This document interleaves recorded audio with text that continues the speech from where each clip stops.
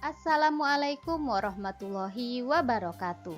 Kembali lagi kita ke materi pelajaran kelas 3. Nah, hari ini kita akan masuk ke materi atau ke pelajaran tema 5, subtema 2, pembelajaran 1. Di subtema 2 ini kita akan belajar tentang perubahan cuaca. Kita mulai dengan bahasa Indonesia, yaitu menggali informasi dari teks tentang perubahan cuaca. Setiap teks memiliki pokok-pokok informasi. Pokok-pokok informasi tersebut terdapat di setiap paragraf yang menyusun sebuah teks. Untuk memperoleh pokok-pokok informasi sebuah teks, kita dapat membacanya secara cermat. Dengan membaca cermat, kita akan lebih mudah memahami isi teks secara menyeluruh melalui pertanyaan-pertanyaan yang diberikan. Nah, untuk dapat menggali informasi, kalian dapat melihat atau membaca pada buku kalian, yaitu Perubahan Cuaca. Dari teks tersebut, kalian akan menemukan pokok-pokok informasi. Kita lanjutkan ke muatan matematika, yaitu membandingkan dua pecahan menggunakan tanda perbandingan. Nah, pada pelajaran subtema 1 yang lalu, kalian sudah mempelajari cara membandingkan dua pecahan. Nah, sekarang kita akan belajar bagaimana jika kedua pecahan berpenyebut sama, kita bandingkan pembilangnya. Perhatikan contoh berikut. Yaitu 3/5 dan 4/5 memiliki penyebut yang sama, yaitu 5. Oleh karena itu, bandingkan pembilangnya. Karena 3 kurang dari 4, maka 3/5 kurang dari 4/5. Kurang dari dapat ditulis seperti simbol yang ada pada layar ya, sehingga 3/5 kurang dari 4/5. Sekarang bagaimana jika kedua pecahan memiliki pembilang yang sama? Kita perhatikan penyebutnya. Semakin besar penyebutnya, maka semakin kecil nilai pecahan itu. Sebaliknya, semakin kecil penyebutnya, maka semakin besar nilai pecahan itu. Kita perhatikan contoh berikut. 3/5 dan 3/6 memiliki pembilang yang sama, yaitu 3. Oleh karena itu, bandingkan pecahannya.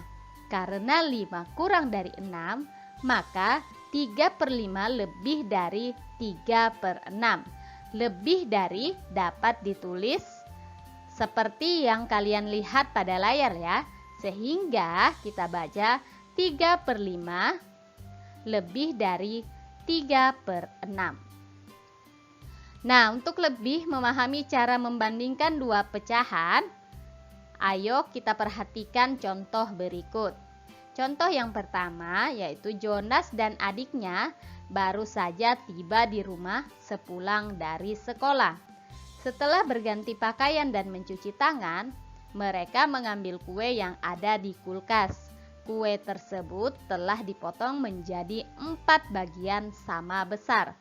Jonas memakan 2 potong kue dan adiknya mengambil 1 potong kue. Siapakah yang memakan kue lebih banyak? Nah, ini ada lanjutan dari matematika yang tadi ya. Jadi pembahasannya adalah, ini adalah kue yang sudah dibagi menjadi 4. Nah, kemudian kita lihat 1 potong kue dimakan adik sebesar 1/4 bagian. Kemudian 2 potong kue dimakan Jonas sebesar 2/4 bagian. Nah, dari gambar tersebut kita dapat melihat bahwa 2/4 lebih besar dari 1/4. Jadi 2/4 lebih dari 1/4. Nah, dan dapat ditulis seperti yang kalian lihat pada layar. Kemudian contoh yang kedua. Nah, ini adalah 3/6. Kemudian gambar yang kedua, ini adalah bilangan 3/5. Nah, dari gambar 2 itu dapat diketahui 3/6 bagian lebih kecil atau kurang dari 3/5. Dapat ditulis 3/6 lebih kecil atau kurang dari 3/5. Kita lanjutkan ke muatan SBDP, yaitu gerak tari dari sebuah lagu. Tari sendiri adalah gerak tubuh secara berirama yang dilakukan di tempat dan waktu tertentu. Dalam tari, gerak merupakan unsur paling utama. Kita bergerak menggunakan kepala, tangan, dan kaki, dan juga badan. Gerak dapat dilakukan secara cepat maupun lambat yang disesuaikan dengan temponya. Tarian dengan musik bertempo cepat biasanya gerakan penarinya cepat. Sementara itu, tarian dengan musik bertempo lambat, gerakan penarinya cenderung lambat atau pelan. Gerakan-gerakan tubuh dapat dipadukan atau dirangkai sesuai dengan tema tarian yang disusun. Tema dalam tarian dapat berasal dari lagu daerah. Sebaiknya kita harus memahami makna dari lagu yang akan digunakan untuk mengiringi tarian. Hal tersebut bertujuan agar pada saat mempraktikkan tari sesuai dengan isi lagu. Nah, ini adalah contoh gerakan menoleh kepala, yaitu ke kanan dan ke kiri. Nah, kalian dapat mempraktikkan gerak tersebut diiringi dengan lagu Hujan Rintik-Rintik yang terdapat pada buku kalian.